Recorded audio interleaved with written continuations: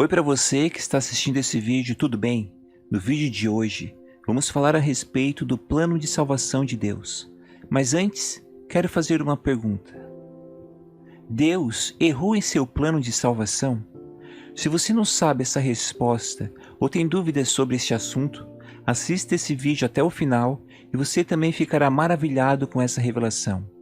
Bom, você pode até se questionar, que pergunta sem cabimento é essa? Na verdade, eu concordo com você, mas sim, tem gente que acha que Deus cometeu erros, coisa que é absurdo só de pensar. Só lembrando que aconselho você a conferir todos os textos citados desse vídeo em sua Bíblia.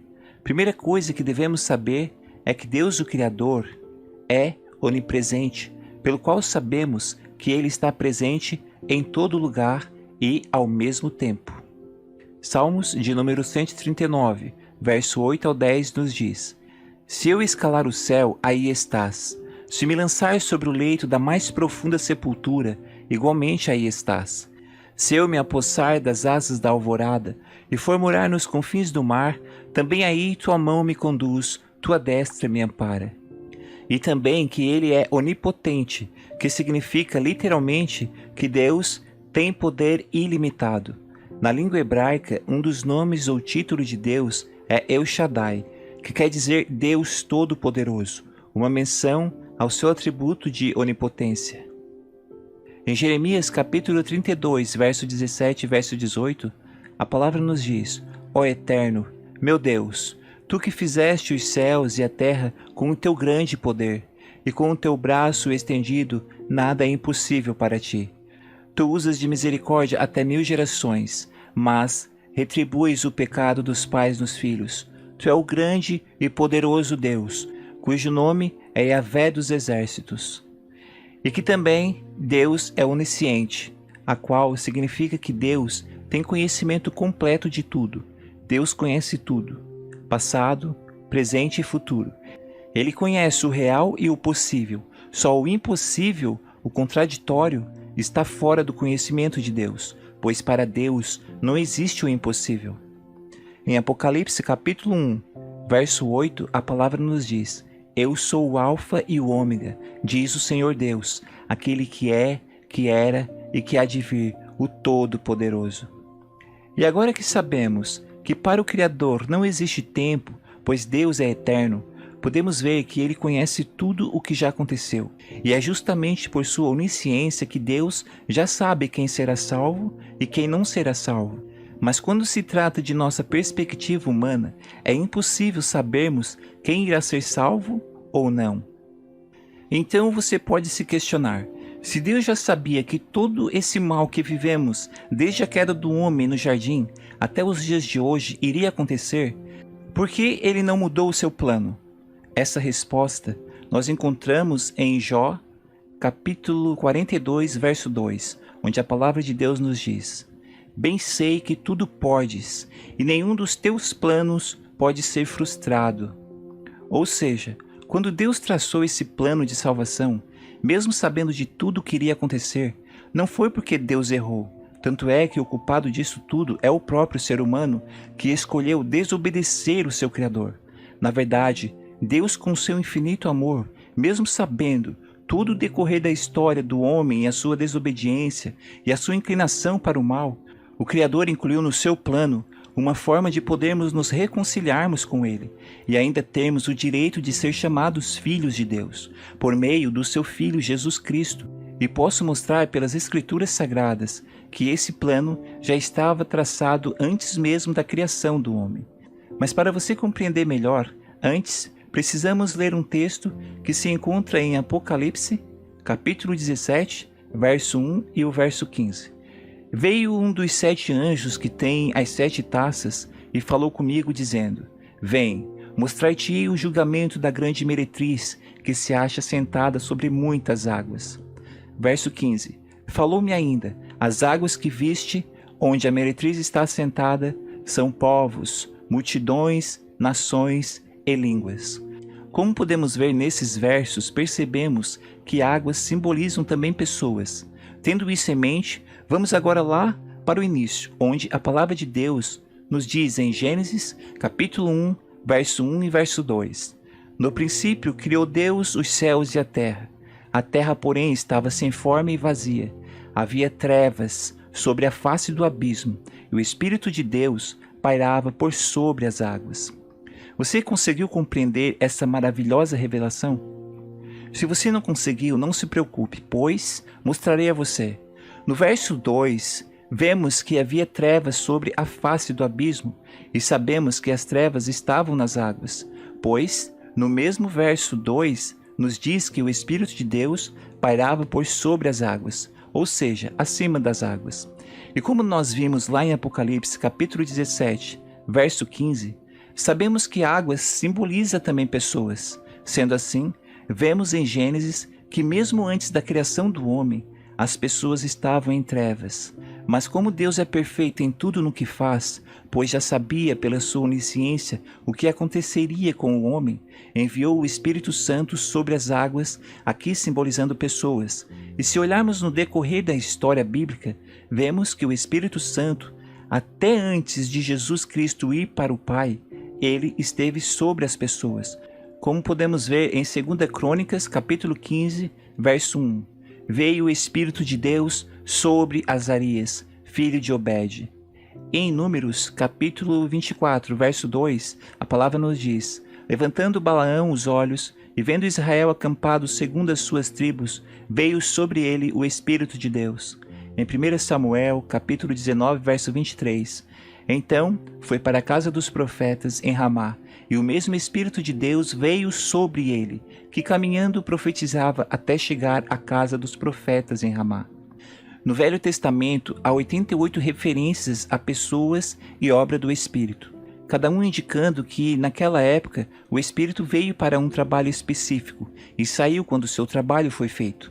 No Novo Testamento, veremos que a sua presença se tornou constante e permanente. Em 2 Pedro, capítulo 1, verso 20 e 21 nos diz: antes de tudo, sabei que nenhuma profecia da Escritura provém de interpretação pessoal, porquanto jamais a profecia teve origem na vontade humana, mas homens santos falaram da parte de Deus, orientados pelo Espírito Santo.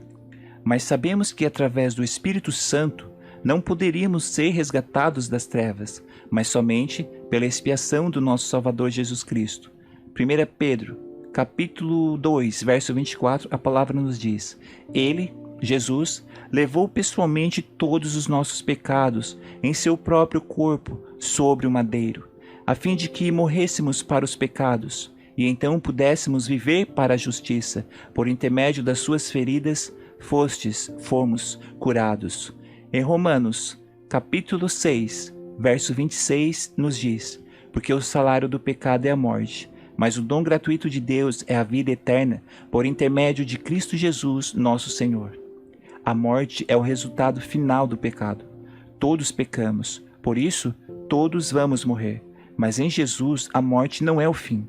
Quando cremos em Jesus, recebemos a promessa da ressurreição e da vida eterna com Cristo Jesus. E pela misericórdia de Deus, e por sua graça e infinito amor, isso já estava incluso no plano de salvação para a humanidade. E isso podemos ver também em Gênesis, capítulo 1, verso 3 e verso 4, que diz: disse Deus, haja luz, e houve luz. E viu Deus que a luz era boa, e fez separação entre a luz e as trevas. Ou seja, a luz, que é Jesus Cristo, veio para resgatar os povos das trevas. E isso vemos em Gênesis, antes mesmo da criação do homem. E no verso 5 de Gênesis, capítulo 1, nos diz: e Deus chamou a luz dia, e as trevas chamou noite, e foi a tarde e a manhã, o dia primeiro. E se analisarmos as Escrituras Sagradas, nós vemos que aqueles que creem no Salvador Jesus são chamados filhos da luz. Em 1 Tessalonicenses, capítulo 5, verso 4 e 5 nos diz: mas vós, irmãos, já não estáis em trevas, para que aquele dia vos surpreenda como um ladrão, porque todos vós sois filhos da luz e filhos do dia. Nós não somos da noite nem das trevas. Você consegue ver a ligação que há nas Escrituras?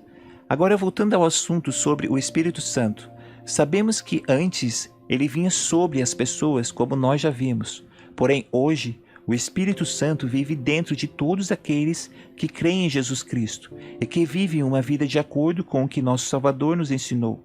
E isso podemos ver também nas Escrituras Sagradas.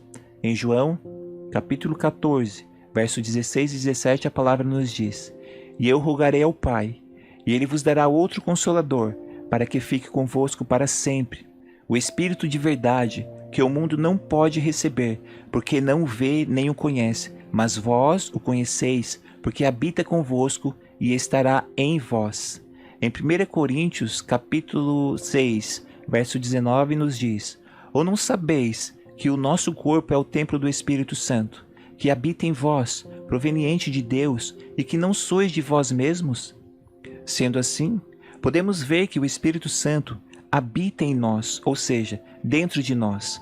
A palavra de Deus também nos diz em João, capítulo 14, versos 16 e 17: Disse-lhe Judas, não Iscariotes: Senhor, de onde vem que te has de manifestar a nós e não ao mundo? Jesus respondeu e disse-lhe: Se alguém me ama, guardará a minha palavra, e meu Pai o amará, e viremos para ele e faremos nele morada. E aqui o Senhor Jesus deixou bem claro que aqueles que o amam e guardam a sua palavra, o Pai o amará, e os dois, o Pai e o Filho, virão na pessoa e ali habitarão. E como nós já sabemos que o Espírito Santo também habita em nós e que somos templos, nós temos o Pai, o Filho e o Espírito Santo habitando dentro de nós, ou seja, Deus triuno. E isso não sou eu quem estou dizendo, mas sim a própria Escrituras Sagradas. Assim como vimos lá em Gênesis capítulo 1, o Pai, o Criador, o Espírito Santo que estava sobre as águas e o Filho, a luz, mas somente para aqueles que amam o Senhor Jesus e que guardam sua palavra. Mas voltando para a pergunta feita lá no início, Deus errou em seu plano de salvação? A resposta é óbvio que não. Deus, o Criador, jamais cometeu algum erro. Ele é perfeito em todos os aspectos, ou seja, é impossível Deus cometer alguma falha. E volto a dizer, a culpa de haver tanta maldade no mundo não é e nunca foi do eterno Deus, mas sim é culpa do próprio homem. Em Gênesis capítulo 6, verso 5, a palavra nos diz: O eterno Deus viu que a perversidade do homem tinha aumentado na terra, e que toda a inclinação dos pensamentos do seu coração era sempre e somente para o mal. Mas graças a Deus, por seu imensurável amor e sua infinita misericórdia, Ele nos resgatou das trevas e nos trouxe para a luz. É isso. Espero que você tenha compreendido esse estudo. Caso ainda ficou com dúvidas, assista novamente o vídeo e não esqueça de conferir todos os versículos citados em sua Bíblia. Deus de Israel te abençoe e Shalom.